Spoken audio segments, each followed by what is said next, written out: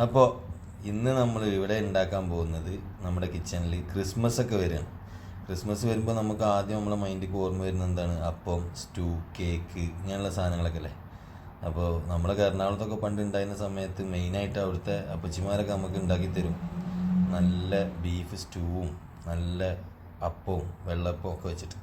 അപ്പോൾ ഇന്ന് നമുക്ക് ക്രിസ്മസിൻ്റെ ഓർമ്മകൾ കൂടെ ഒന്ന് സഞ്ചരിച്ച് നോക്കിയാലോ.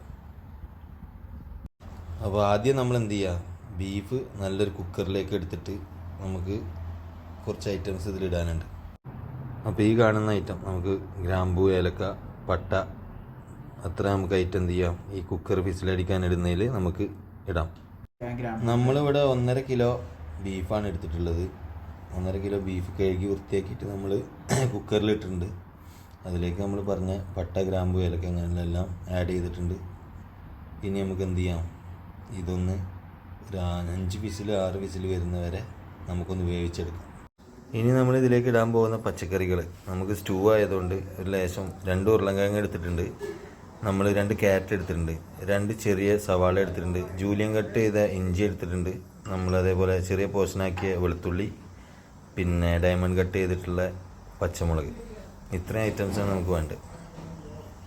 ക്രഷ് ചെയ്ത കുരുമുളക് പൊടി, നമ്മളിവിടെ ലേശം കാഷ്യൂനട്ട് എടുത്തിട്ടുണ്ട്. ആദ്യം നമുക്കൊരു പാന് അടുപ്പത്ത് വെക്കാം. പാൻ വെച്ചതിന് ശേഷം നമ്മൾ ബട്ടർ യൂസ് ചെയ്യാം. ചില ആൾക്കാർ നമ്മളെ വെളിച്ചെണ്ണയിലൊക്കെ ഉണ്ടാക്കും. അപ്പോൾ നമുക്ക് വെളിച്ചെണ്ണയുടെ ഒരു കുത്ത് നമുക്ക് ഇഷ്ടപ്പെടാറില്ല. അപ്പോൾ നമ്മൾ ബട്ടറിലാണ് നമ്മൾ എന്തുണ്ടാക്കുന്നത്. ചൂടായ ബട്ടറിലേക്ക് നമ്മൾ ഏലക്ക, പട്ട, ഗ്രാമ്പൂ എല്ലാം ഒരു 10 പീസ് വെച്ചിട്ട് ഇട്ട് കൊടുക്കാം. സവാള ഇട്ട് കൊടുക്കാൻ പോയി സവാള ഇട്ട് കൊടുത്തിട്ട് നന്നായിട്ടൊന്ന് വഴറ്റാം. ഇനി നമുക്ക് കുറച്ച് ചോപ്പ് ചെയ്ത വെളുത്തുള്ളി ഇടാം. പിന്നെ ഡയമണ്ട് കട്ട് ചെയ്തിട്ടുള്ള പച്ചമുളക്. അപ്പോൾ നമ്മൾ ഉള്ളി ചെറുതായിട്ട് വഴണ്ടി വരുമ്പോൾ നമുക്ക് എന്ത് ചെയ്യാം, ജൂലിയൻ കട്ട് ചെയ്തിട്ടുള്ള ഇഞ്ചി ഇടാം. നമുക്ക് ഉള്ളി അധികം നമുക്ക് ബ്രൗണിഷ് കളർ ആവേണ്ട ആവശ്യമില്ല. നമ്മളെ സ്റ്റൂവിൽ നമ്മൾ അധികം ബ്രൗണിഷ് ആവുന്ന വരെ നമ്മൾ വേവിക്കരുത് ഉള്ളി. അതിൻ്റെ ടേസ്റ്റിന് ടെക്സ്ചർ തന്നെ മാറും. ഇനി നമുക്ക് ഇതിലേക്ക് ക്രഷ് ചെയ്തിട്ടുള്ള പെപ്പർ, കുരുമുളക് ആഡ് ചെയ്യാം. അധികമായിട്ട് പൊടിയരുത്, നമുക്ക് എപ്പോഴും ചമക്കാൻ കിട്ടണം, അത്ര തന്നെ. ഇനി നമുക്ക് ഉള്ളി വഴണ്ട് വന്നതിലേക്ക് എന്ത് ചെയ്യാം, ടൊമാറ്റോ ആഡ് ചെയ്യാം. തക്കാളി ആഡ് ചെയ്ത് ഒന്ന് ജസ്റ്റ് വഴറ്റാം.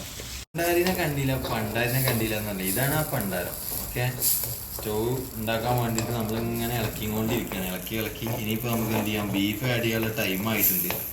ഇനി നമ്മൾ ബീഫ് ആഡ് ചെയ്യാം. നമ്മളെ മാമൻ്റെ മോനുകൊണ്ട് പോയി നമ്മൾ ആള് തണുപ്പ് പിടിച്ചിട്ടേ എന്താ സംഭവിച്ചു. അപ്പോൾ പോയി നമ്മളെ ബീഫ് ഇടാം. നമ്മൾ കുക്കറിൽ 5 വിസിലടിച്ച് വെച്ചിട്ടുള്ള ബീഫ് നമ്മൾ ഇതിലേക്ക് ഇട്ട് പുതിയ വണ്ടാരി എത്തിയിട്ടുണ്ട് ഗൈസ്. നമ്മൾ അണിയറയിൽ കുറേ ആൾക്കാരുള്ള കാരണം നമ്മൾ എന്ത് ചെയ്യാണ്, എല്ലാവരും ആഡ് ചെയ്യും.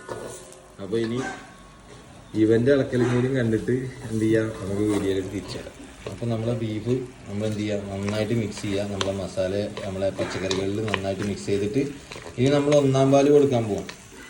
ഇനി നമുക്ക് ഇതിലേക്ക് പച്ചക്കറികൾ ആഡ് ചെയ്യാം. പച്ചക്കറികൾ മീൻസ് നമ്മുടെ ക്യാരറ്റ്, ഉരുളൻകിഴങ്ങ്.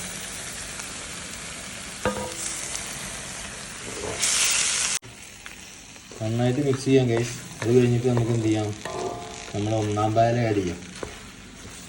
നമ്മൾ ഇവിടെ 2 തേങ്ങ എടുത്തിട്ടുണ്ട്. 2 തേങ്ങ എടുത്തിട്ട് നമ്മൾ ആദ്യം അതിൽ നിന്ന് എടുത്ത 1-ാം പാൽ മാറ്റി വെച്ചിട്ട് നമ്മൾ 2-ാം പാൽ ആഡ് ചെയ്യും. സ്റ്റൂവിൻ്റെ ഒരു മെയിൻ ഘടകമാണ് നമ്മുടെ തേങ്ങാപ്പാൽ എന്ന് പറയുന്നത്. തേങ്ങാപ്പാൽ കിട്ടാത്ത ആൾക്കാർക്ക്, അബ്രോഡിലൊക്കെ ഉള്ള ആൾക്കാർക്ക് ചിലപ്പോൾ തേങ്ങാപ്പാൽ കിട്ടാൻ പ്രയാസം ഉണ്ടെന്നുണ്ടെങ്കിൽ നമുക്ക് ഫ്രഷ് ക്രീം ആഡ് ചെയ്തിട്ട് നമുക്കിത് ഉണ്ടാക്കാൻ പറ്റും. ഇന്ന് നമുക്ക് പുതിയതായിട്ട് കിച്ചണിലൊരു പണ്ടാരി വന്നിട്ടുണ്ട്. അവന് സ്റ്റൂ എന്ന് പറഞ്ഞപ്പോൾ അവൻ എറണാകുളം ഭാഗത്തുള്ളതാണ്. അപ്പോൾ അവനക്കൊരു ഭയങ്കര താല്പര്യം. അവന് കള്ളപ്പും സ്റ്റൂ ഒക്കെ കൂട്ടിയിട്ട് നല്ല അടിച്ചിട്ടുണ്ടായിരുന്നു. അപ്പോൾ നമ്മൾ 1-ാം പാല് ഒഴിച്ചു ഫിനിഷ് ചെയ്യാണ്. ഇനി നമ്മളെ കറി കുറുകാനുള്ള ഒരു ചെറിയ ഐഡിയ പോലും നമ്മളെടുത്തിട്ടുണ്ട്.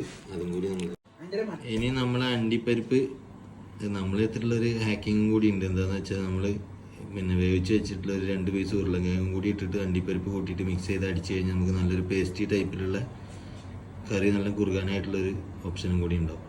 ഇനി നമുക്കൊരു ലേശം ഏലക്കപ്പൊടിയും അതേപോലെ ഗരം മസാലയും കൂടി മിക്സ് ചെയ്തിട്ടുള്ള ഒരു ചെറിയ പൗഡറാണ്. അതും കൂടി ആഡ് ചെയ്തിട്ട് നമുക്ക് എന്ത് ചെയ്യാം, നന്നായിട്ടൊന്ന് കറി കുറുകാൻ വെക്കാം.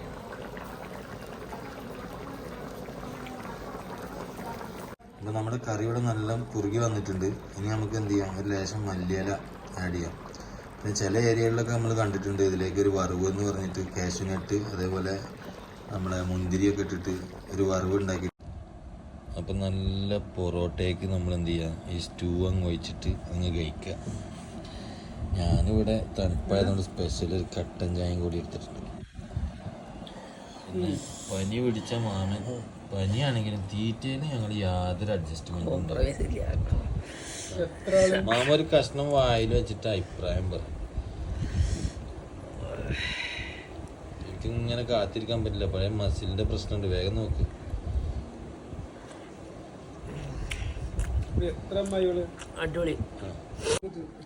ഇനി അടുത്ത റിയാക്ഷൻ വീഡിയോ വളരെ കുറച്ച് ഭക്ഷണം കഴിക്കുന്ന റൂമത്തെ അടിപൊളി. ഞാൻ ഉണ്ടാക്കിയോണ്ട് പറയണല്ല, സൂപ്പർ സൂപ്പർ.